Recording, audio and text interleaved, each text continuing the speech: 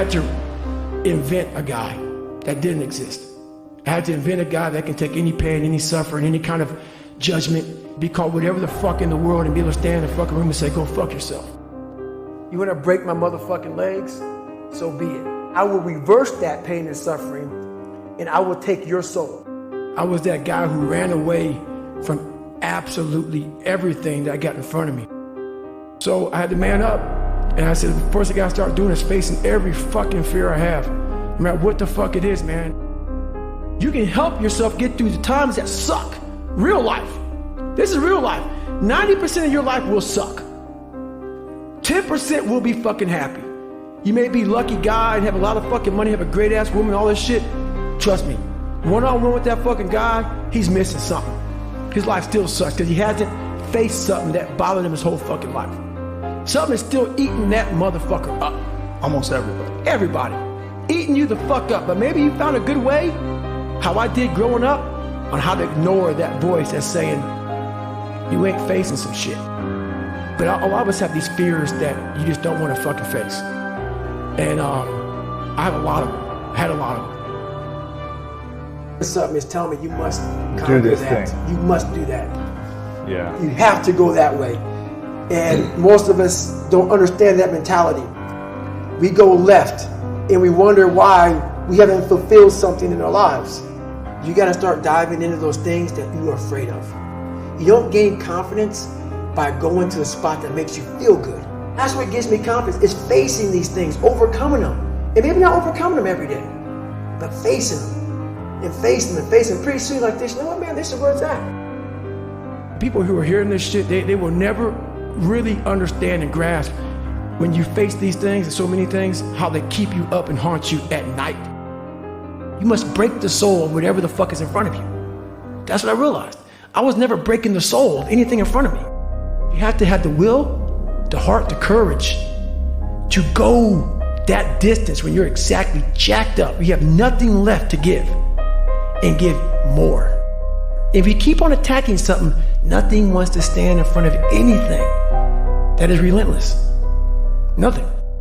You have to first be uncomfortable with how you feel about yourself. With that voice that a lot of us like to run away from. We all have it. We all have that voice that's saying, hey man, you know, you're kind of wimping out right now. You're kind of being a little punk right now. But a lot of us say, okay, that's okay. It's okay to tell these little white lies to ourselves. So we first have to face the real you. The real me is David Goggins. The real me is the guy looking at you right now saying, I don't want to fucking be on this show right now because I used to stutter as a kid. And I'm afraid of that. I'm afraid that here in a second, I'm going to start fucking stammering and stuttering, and the whole world's going to know that I have all these issues. But that's when I see right now, okay, Goggins, you got to go on this fucking show. That's Goggins. Goggins is saying, okay, David Goggins, you're a punk. Life made you this way. We can't live like this. We can't live in fear. We can't live in judgment. We can't be afraid of what the fuck people right now are looking at me saying about me. We cannot be afraid of that. That's Goggins. Goggins saying, fuck all of you who don't like me, who don't want to, and that person then comes in. But you have to be David Goggins and say, man, I'm afraid of this. I'm fucked up here. Life made me this way here. I stutter. I have these issues with reading and writing, and I'm fat and I'm insecure. No one's gonna fucking come to help me. It's fucking me against me, period. This is a race that you run completely alone. You can build that total accountability in oneself, and it's not about being selfish. I'm trying to create a better me, so hopefully people who are hearing this are taking it the right way, can say, I can run a mile. It ain't about running 205 fucking miles, doing 4,000, being a city. It ain't about all that shit. Shit doesn't matter. I want you to see how fucking far you can go, because we're all fucking suffering in this world. We're all hurting, and I try to take away all titles you want to give me and let you know that I did not come from that shit. That's why I have to be so authentic and so real about my own insecurities, my own faults, just being a fucked up person. I'm not the best at anything. I'm not gifted. I'm just driven. And I started finding things that was comfortable. And the more things I found comfortable, the more uncomfortable my mind was. You start putting yourself in situations that suck, you'll find yourself. Yeah. You'll find it real quick. You know what I'm thinking about right now? I gotta fucking wake up tomorrow, and do the same shit again. I gotta leave this fucking interview and go stretch out for 2.5 hours. I hate that shit.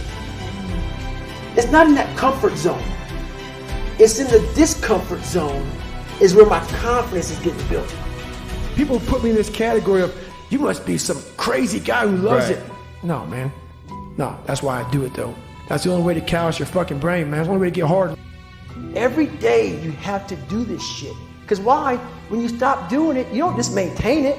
If you stop shooting a gun, you're not gonna be a great shot when you pick a gun up a year from now. That's the person who's gained knowledge. You gain knowledge through suffering.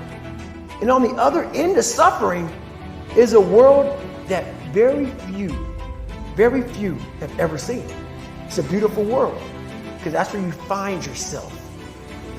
But I'll be damned if you ever see me looking like shit.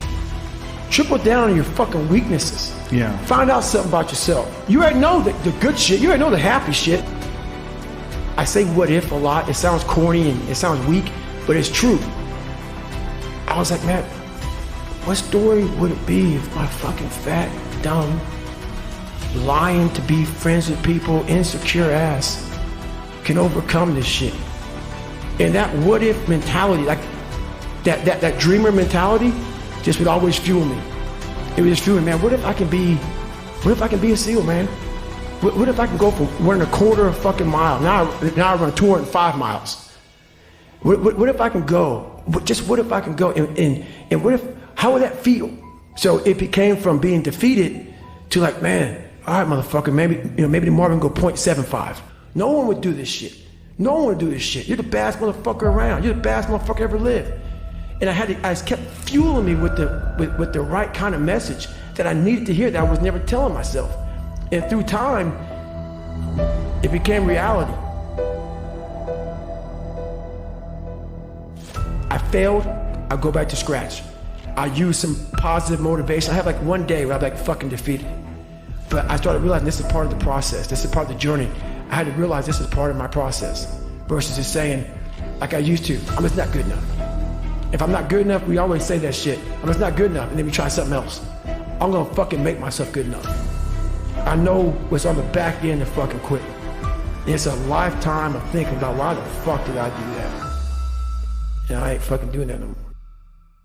Like, man, all right, motherfucker, maybe tomorrow we can go 0.75. It just became this different mindset. I turned negatives into positives. So I would take it like, who would even think about doing this? So I would sit on my couch saying, who at 297, who can't fucking swim that great, who's scared of the fucking water, would have the fucking balls? Who had the balls to fucking man up, quit a job, and go and to put everything on himself? So it's how I started talking to myself and putting myself in a whole different category, and that would fuel me the next day. And I just kept using that as fuel and fuel. No one would do this shit. No one would do this shit. You're the baddest motherfucker around. You're the baddest motherfucker ever lived. And I just kept fueling me with the right kind of message that I needed to hear that I was never telling myself. What if you can surpass all of these motherfuckers? What if everybody who was fucking way up here started up here, and you started with no legs. You had to grow fucking legs to even start walking, and then crawling, and then running, and then you start passing people with all this given to them. I had to use all this negative shit that was making me weak and horrible as a person. I had to use this as the power that now fueled me. I had to flip it on its head and say, hold up. This might be exactly what I need. The darkness is exactly what I need. It's how you look at your situation. How are you gonna feel, man, when you accomplish this goal coming from that shit? Just sack it up and fail and fail and fail until I succeed. I want to be in my fucking pine box, and I believe your spirit lives forever. It has to. It's too fucking powerful. No way in hell that thing just dies when you die. I want to be able to look back on my life when I'm all dead and be so fucking proud of myself forever. I want to be forever proud of who I was as a man and change who I used to be. The liar, the insecure guy, the guy who can, whatever. I want to be proud. If I die now, if I die at 8, if I die at 90, 100, I want to look at myself and say, proud of myself. My biggest fear in life is that there is a final resting place in this world. And there's a final judgment. and you talk to something much bigger than you.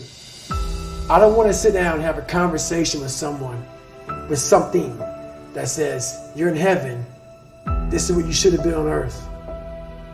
And are you really in heaven now, or are you in hell?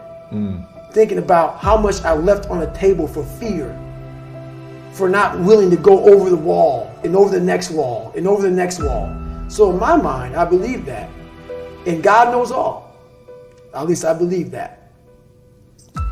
I want God to be up there right now as we're speaking, writing stuff down, saying, my God, he exceeded even my expectations.